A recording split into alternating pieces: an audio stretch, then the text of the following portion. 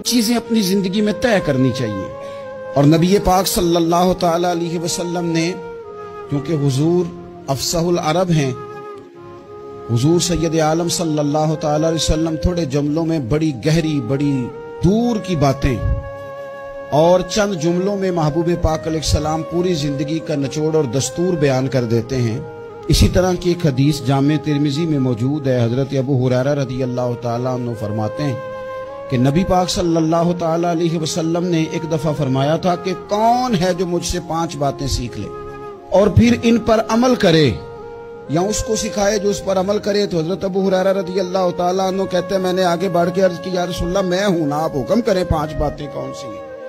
अल्लाह के प्यारे रसूल सल्लल्लाहु ताला अलैहि वसल्लम ने फरमाया, अल्लाह ताला की हराम करदा चीजों से बच जाओ, सबसे बड़े इबादत गुजार बन जाओगे।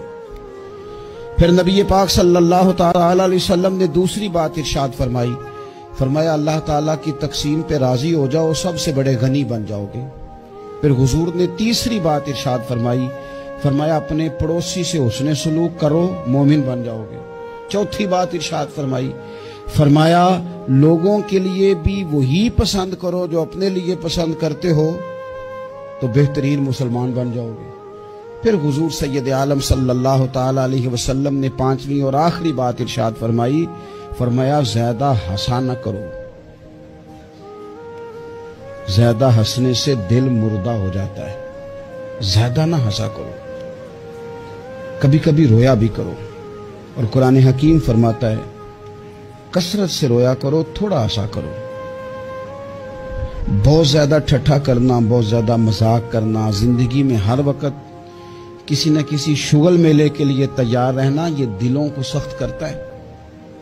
हम समझ रहे होते हैं कि थोड़ी देर के लिए खुश हो रहे हैं, खुश तभी कर रहे हैं, इससे अंदर की कैफियत पत्थर हो जाती है।